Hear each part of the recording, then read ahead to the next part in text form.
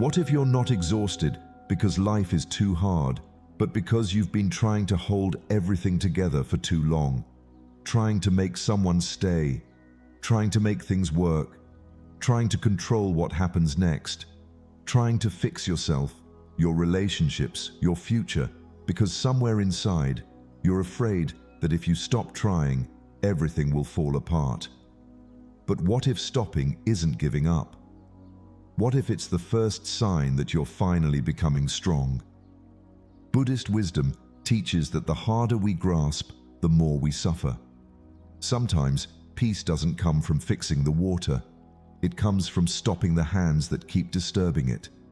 And when you finally stop forcing life, you may discover that some things were never broken. You were simply exhausted from trying to control how they unfold. Number 1. Why rejection hurts so deeply. What if the person you cannot stop thinking about is not the person you are truly grieving? What if you are grieving the moment your mind realized, they did not choose me? At first, it sounds like a simple disappointment. But somewhere inside, the sentence changes. They did not choose me becomes I was not enough. Therefore, a person's decision begins to feel like a judgment on your entire existence. There is a strange thing the mind does when it is wounded. It takes one moment, places it under a microscope, then searches for evidence about your worth. You remember their silence, their distance, the day their affection changed. But the event itself may have lasted only minutes, while the meaning you attach to it can follow you for years. Imagine dropping a single stone into a perfectly still pond. The stone is small, the ripples travel much farther. Their rejection was the stone. I am unworthy was the ripple. Someone else was better than me was another. Maybe I will never be loved like that again became another. Slowly, you stop remembering what actually happened. You remember what you decided it meant about you. This is where the Buddhist understanding of suffering becomes intimate. The pain deserves compassion. But beneath the pain, there may be attachment to a particular story about who you must be to deserve love. You are not merely attached to the person. You may be attached to the identity you hoped their love would confirm. So tonight, sit quietly for a few minutes. Do not force yourself to stop missing them. Instead, listen beneath the longing. Ask yourself, what does my mind believe their rejection says about me? Finish the sentence honestly.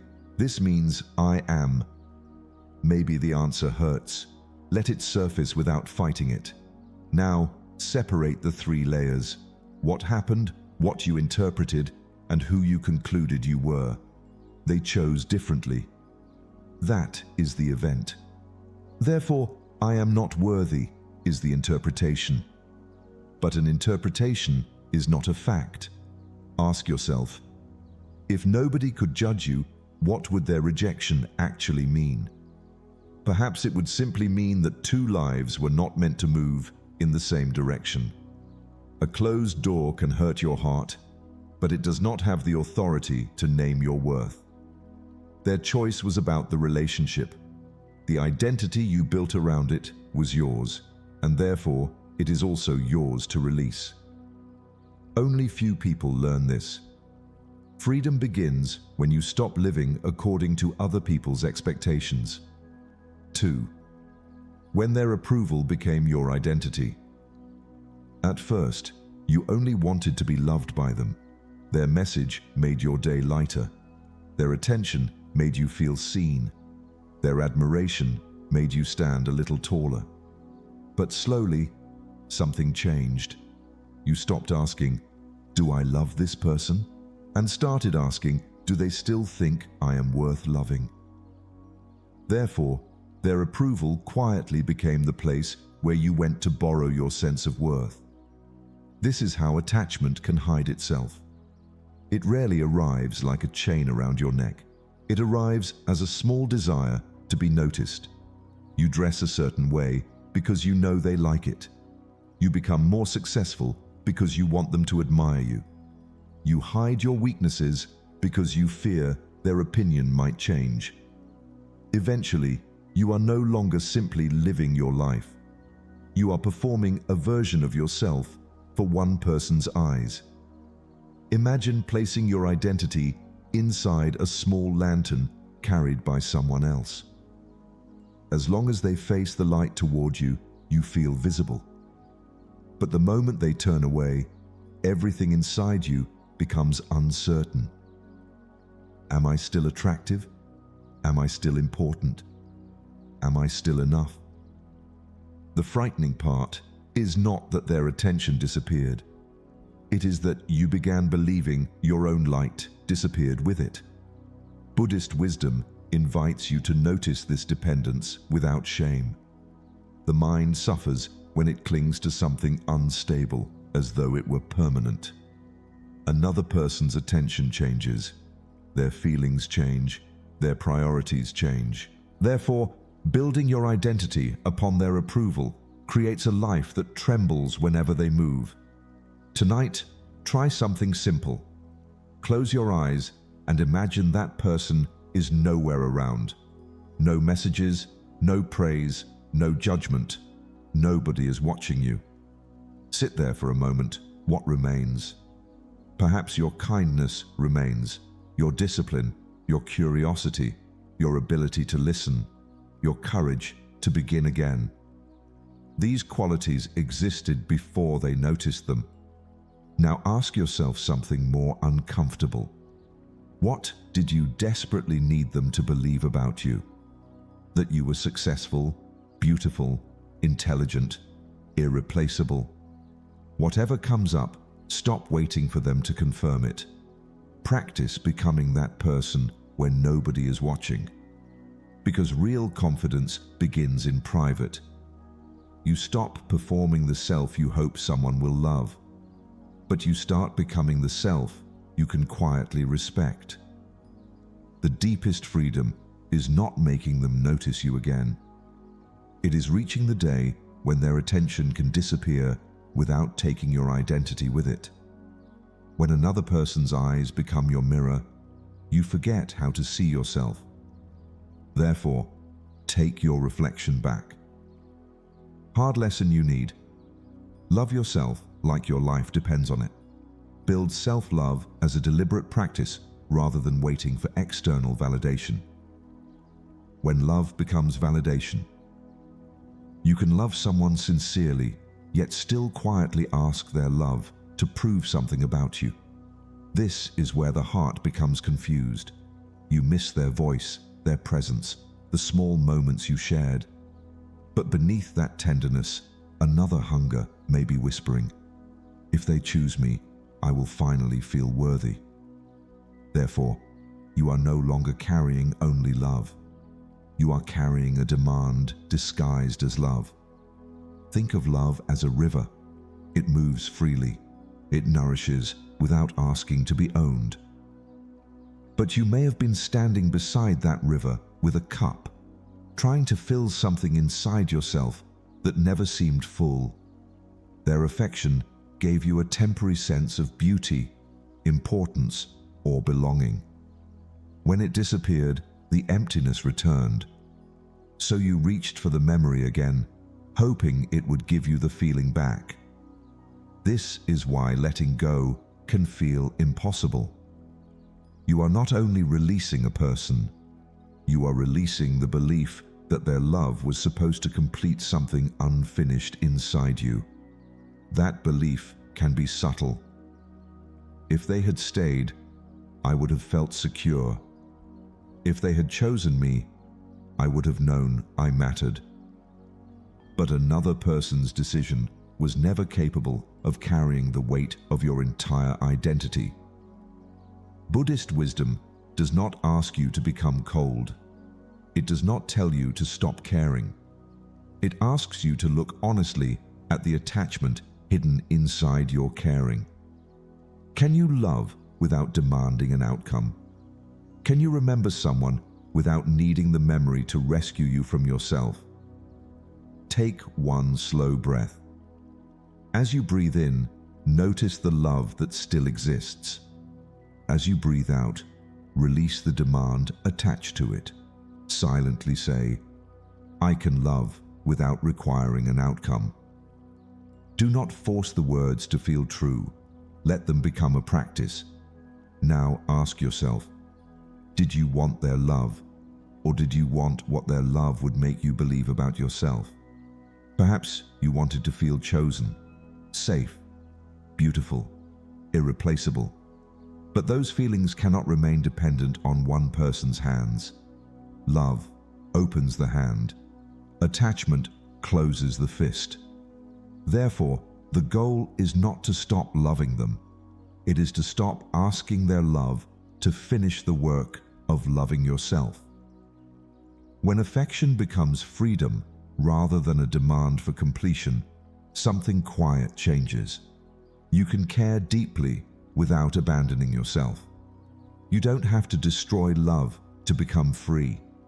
You only have to release the belief that someone else must choose you before you can finally choose yourself. Learn this.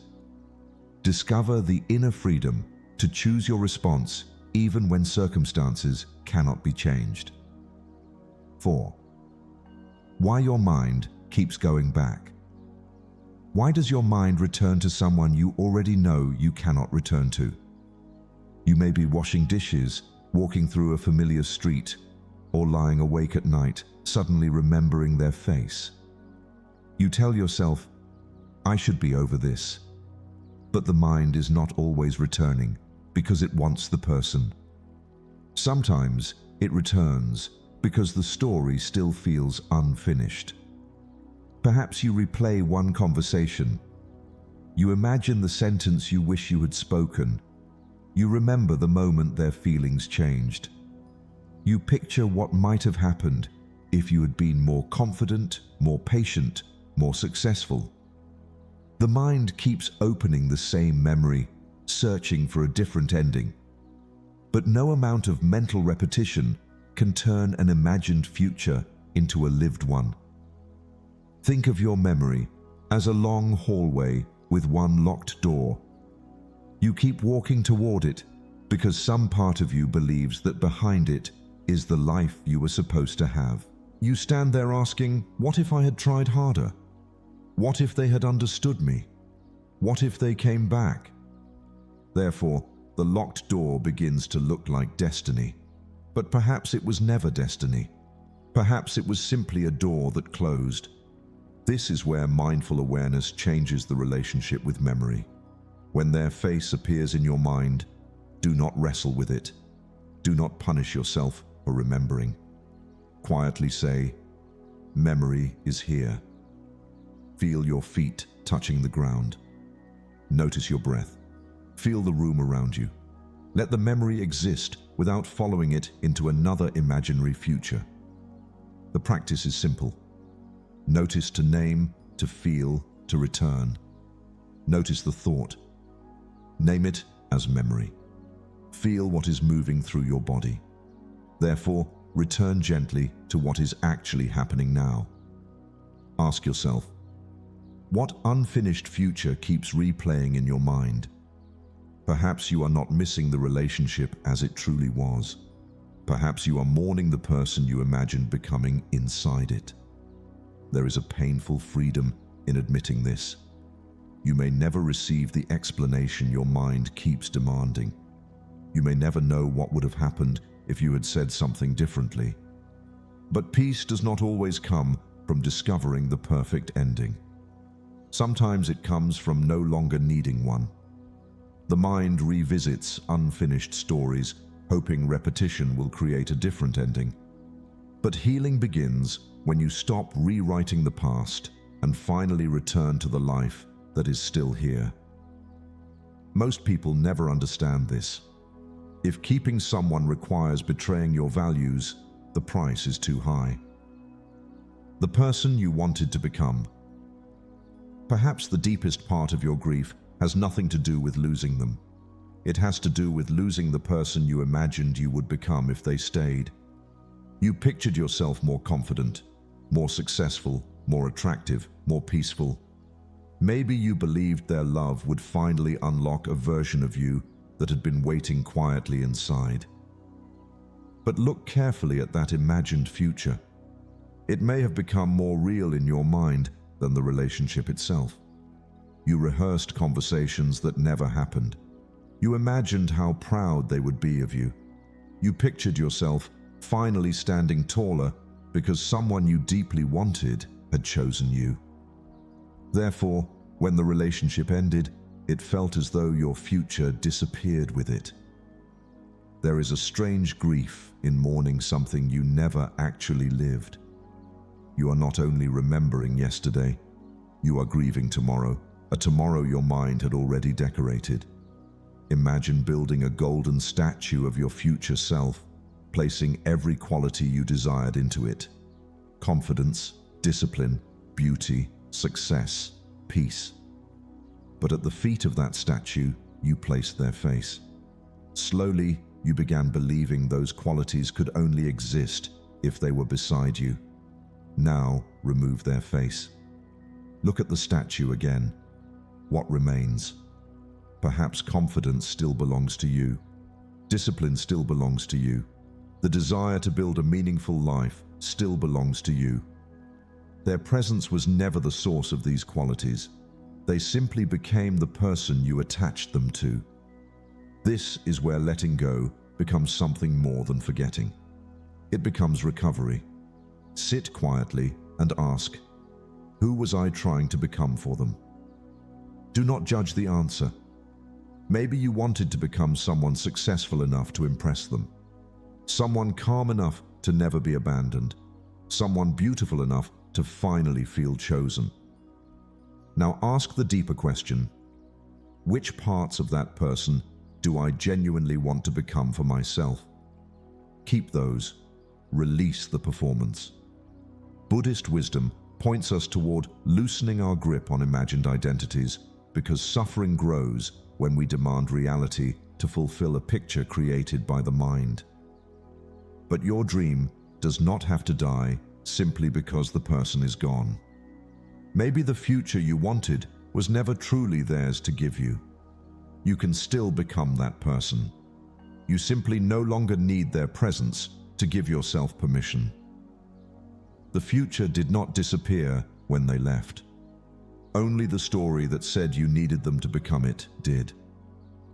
Try if you can do this. You can love someone and still release your grip on the outcome. 6. You were trying to be chosen. Being chosen can feel like a kind of salvation. One message from them can quiet the question you have carried for years. Am I enough? Their attention makes you feel visible. Their commitment makes you feel secure. Their love seems to confirm that you finally matter. But when your peace depends on being chosen, rejection becomes more than disappointment. It becomes a threat to the identity you built around being wanted. You may not realize how much of your life has been shaped by this hunger. You work harder because you want recognition. You become easier to love because you fear being left. You hide your needs because you want someone to stay. Slowly, you begin making choices based on one silent question: will this make them choose me? Therefore, your life starts revolving around another person's decision. Imagine standing outside your own house, holding the key in your hand, waiting for someone else to invite you inside. The door was never locked. The key was never missing. But you forgot that you belonged there before anyone arrived. This is the turning point. Place your hand over your heart. Breathe slowly. Say to yourself, I do not need permission to belong to my own life. Let those words settle. You are not trying to convince yourself that you need nobody. You are remembering that your dignity cannot depend on somebody else's response. Buddhist wisdom teaches us to look closely at the craving beneath suffering. The craving to be chosen can become a subtle form of bondage because it keeps your happiness in another person's hands. You wait for their message, their approval, their return, their regret. But freedom begins when you stop making your life a waiting room. Ask yourself honestly, where are you still waiting to be chosen? In love, in your career, in your family?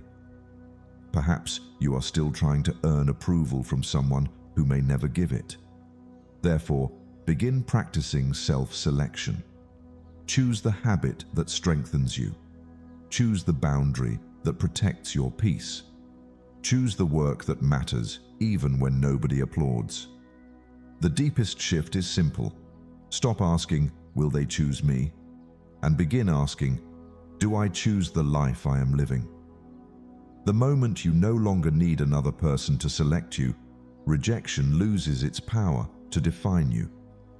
You were never standing outside your life, waiting for someone to open the door. You were holding the key all along. When will you lean this? Know your value before entering the room. Don't ask the room to tell you what you're worth. 7. The moment you finally choose yourself. Choosing yourself rarely looks heroic. There may be no applause, no dramatic goodbye, no moment when the other person suddenly realizes what they lost. Sometimes it looks painfully ordinary. You stop rereading the old conversation. You stop checking whether they viewed something. You stop searching their life for a hidden message that might reopen the door. But the hardest part is not putting the phone down. It is tolerating the silence that follows. For a moment, you may feel the old emptiness. Your mind may whisper, just look once more. Maybe they posted something about you. Maybe this time it will feel different. Therefore, choosing yourself means learning to sit beside an impulse without obeying it. Imagine standing before a silent door, knocking again and again. You have spent so much energy waiting for it to open that you forgot there was another door behind you. When you finally turn around, you realize it was never locked. It was leading back to yourself. This is what self-respect begins to feel like. Before your next emotional decision, take 3 slow breaths. Do not immediately act. Notice the impulse. Name it honestly. I want to contact them because I feel lonely. I want to check because I want reassurance. I want to return because uncertainty hurts. But do not stop there. Ask, what will this choice cost me tomorrow? A few seconds of emotional relief can become another week of confusion. A moment of contact can reopen a wound you had finally allowed to close. Therefore, choose the action that protects your dignity after the emotion passes. Buddhist practice is not about becoming emotionless. It is about seeing the movement of the mind clearly enough that craving does not become command. You can miss someone without contacting them. You can love someone without returning to what hurts you. You can feel lonely without abandoning yourself to escape the feeling. Ask yourself tonight, can you choose yourself even if they never notice? That question changes everything. Because if your self-respect requires their recognition, it is still another form of dependence. Ask regularly, am I choosing this because it is right, or because I'm afraid to lose something? Choosing yourself doesn't mean choosing against everyone. It means including yourself in your own decisions. Self-respect begins where self-abandonment ends. The moment you stop knocking on a silent door, you may finally hear the quiet door behind you, the one leading home to yourself. 8. Finding yourself again. After you stop chasing their approval, something unexpected may happen. The noise becomes quieter. You no longer check your phone hoping for their name. You stop imagining how they might react to your success. But beneath that quiet, you may suddenly feel empty. Do not rush to fill it. Many people become uncomfortable here. They immediately find another person, another goal, another distraction, another audience. Anything to avoid sitting with the unfamiliar silence. But Buddhist practice invites you to stay close to what is actually present. Therefore, the emptiness you fear may not be a void. It may be the first space you have had in a long time where someone else's expectations are not telling you who to be. Imagine a temple after everyone has gone home. The footsteps disappear, the conversations fade, darkness settles across the room. Yet the bell still hangs there, completely still, needing no audience to possess its purpose. You may be like that bell. For years, perhaps you measured yourself through someone's eyes. You wanted to be successful because you wanted them to admire you. You wanted to look strong because you feared appearing ordinary. You became agreeable because being rejected felt unbearable. But when their gaze disappears, you finally have the opportunity to ask a deeper question. What remains when nobody is impressed by you? Try this tonight. Give yourself 10 quiet minutes without your phone, entertainment, music, messages, or anyone's attention. Sit without trying to become productive. Notice the thoughts that appear. Notice the discomfort. Notice how quickly the mind wants stimulation. Do not chase it. Let the silence reveal you. You may discover qualities that were buried beneath performance. Maybe you genuinely love learning. Maybe you value kindness. Maybe you want discipline without needing praise. Maybe you want a peaceful life that nobody photographs or applauds. This is the beginning of rebuilding deliberately. First, empty yourself of borrowed expectations. Observe what remains. Listen for what feels quietly true. Therefore, rebuild your identity from the inside rather than from someone's reaction. Ask yourself, which parts of who you became were actually borrowed from other people's expectations? You do not need to answer immediately. Sometimes the most honest version of you appears only after you stop performing. When the borrowed self becomes quiet, your real life does not disappear. It finally becomes audible. Repeat this to yourself. The past deserves understanding, but it doesn't deserve unlimited access to your present. 9. Let the loss teach you without becoming your identity. What if losing them was not the end of your story, but the moment something hidden finally became visible? You may keep asking, why did they leave? But a deeper question is waiting beneath it. What did losing them reveal about me? Perhaps you discovered how deeply you feared abandonment. Perhaps you realized how much reassurance you needed to feel secure.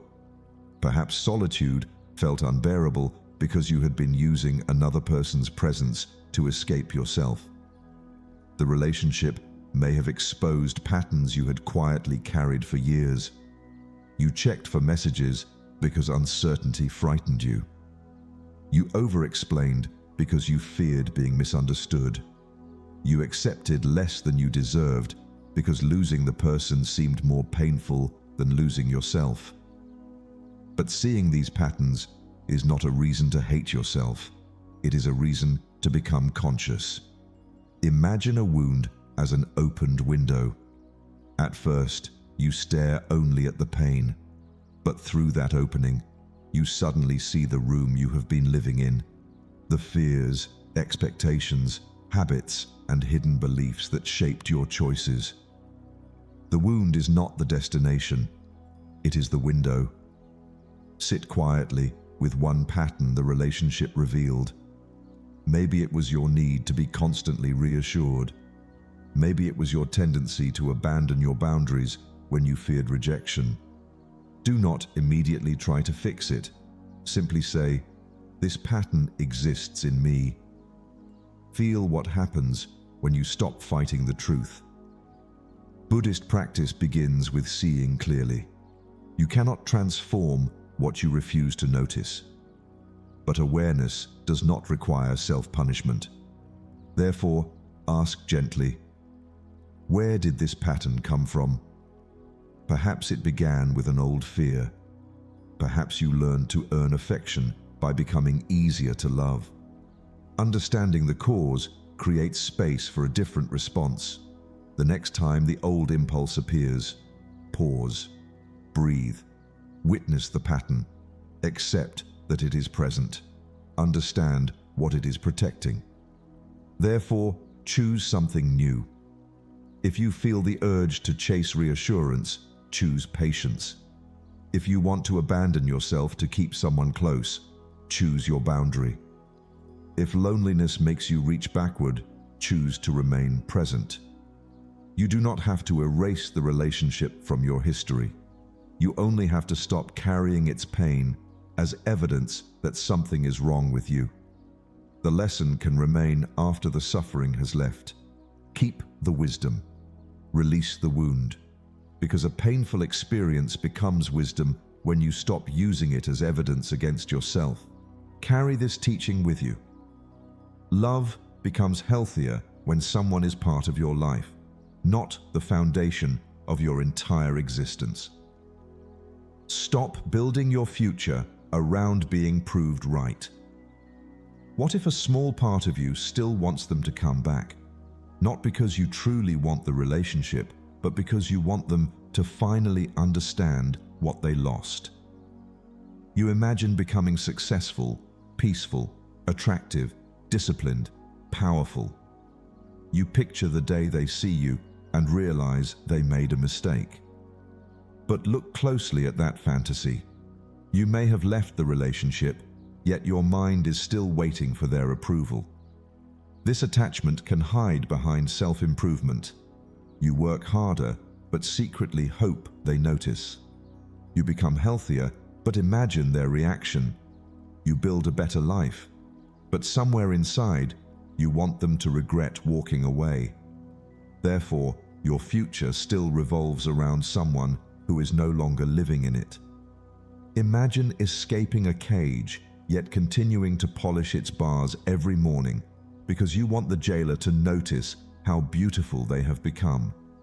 You are technically free, but psychologically, you are still asking the same person to validate your worth.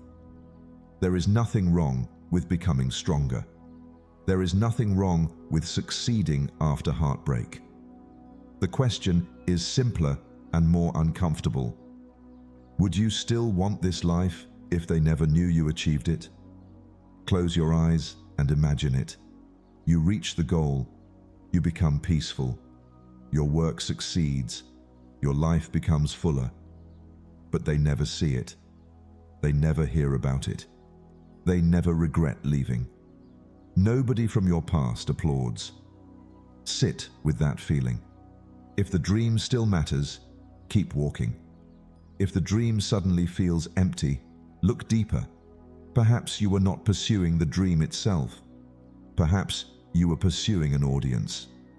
Buddhist wisdom repeatedly points us toward examining craving, because even a beautiful goal can become another chain when its fulfillment depends on someone else's reaction. Therefore, remove the audience, keep the goal, purify the motive, live anyway. Before your next decision, ask, am I building this life because it is meaningful to me, or because I want someone from my past to witness it? Let your growth become private enough that it no longer needs revenge. Let your peace become real enough that nobody has to regret losing you. Freedom is not making them regret losing you. Freedom is reaching the place where their regret has become completely unnecessary. You do not need to become extraordinary so someone will understand your value. Become whole because your life is worth living, even when nobody from your past is watching. Read this twice. The deepest attachment is not to a person, but to who you believe you become through them. Bonus lesson 11. You don't need to become someone else to be whole. After everything you have understood, there is one final question. Who are you supposed to become now? Perhaps the mind immediately searches for another identity. Someone more attractive, more successful, more disciplined, more peaceful. Someone who would finally make that person look back with regret. But that is still the old hunger wearing a new disguise. You do not need to become someone they would choose. You do not need to become someone they would regret losing. You do not even need to become a perfect version of yourself. The deeper work is quieter, becoming someone who no longer abandons themselves simply to receive love. For years, you may have believed something was missing. Their affection seemed like the missing piece. Their approval seemed like the missing piece. Their return seemed like the missing piece. But imagine searching for a light in the darkness while carrying a lantern in your own hands. Perhaps you were never empty. Perhaps you simply forgot to look at what you were already carrying. Buddhist wisdom does not ask you to build a flawless identity. It asks you to see clearly what happens when you cling to an identity and demand that life confirm it. You wanted to be the person they chose. You wanted that choice to settle the question of your worth. But another person's decision can never give you permanent freedom because everything outside you can change.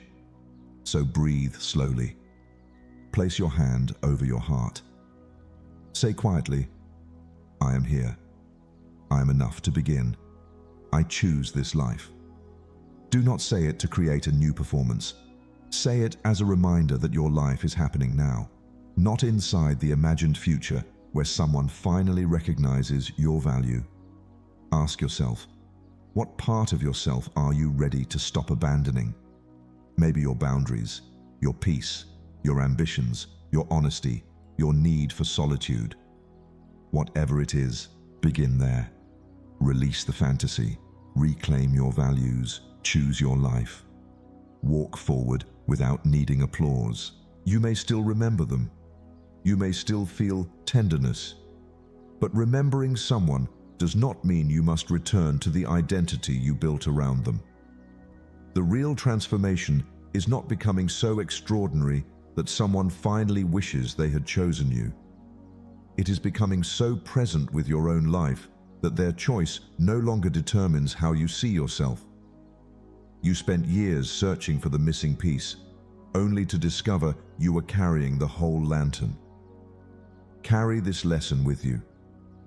You don't need to become someone else to be whole. You need to stop leaving yourself behind.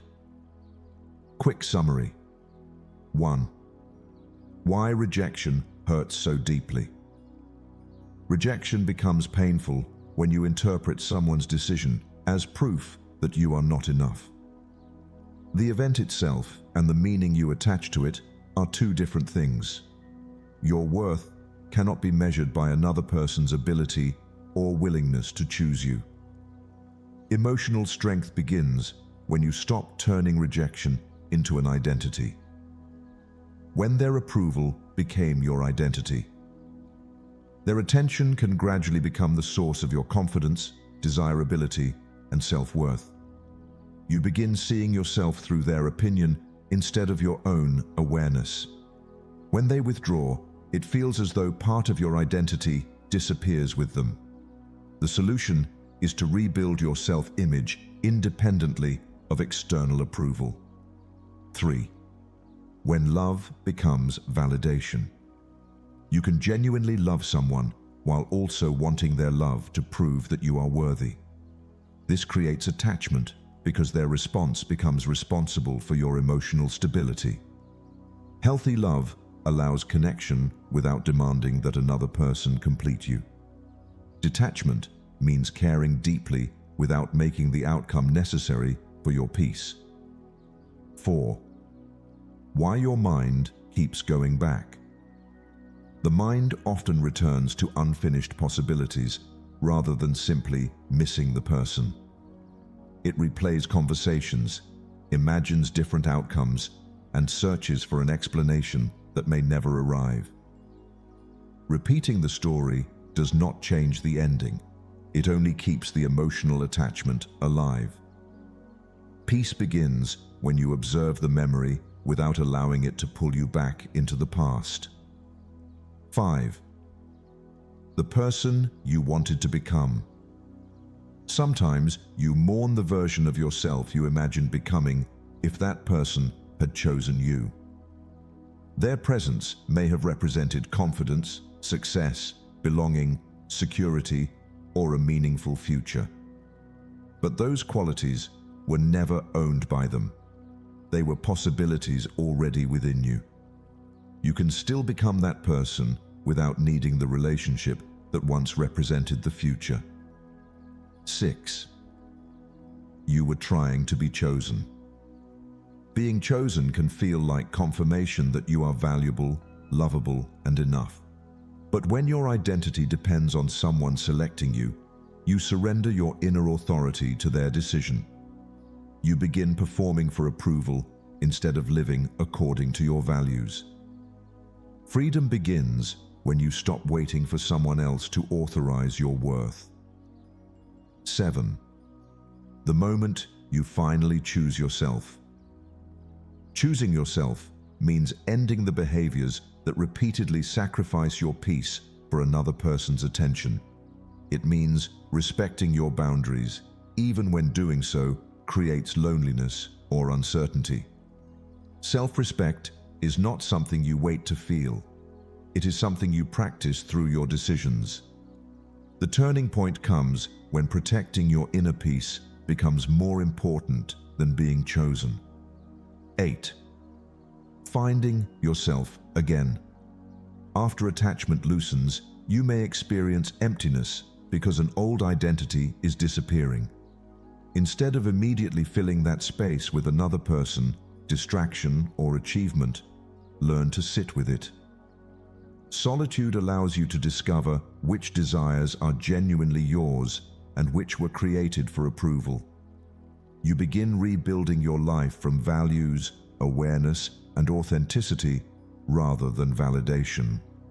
9. Let the loss teach you without becoming your identity.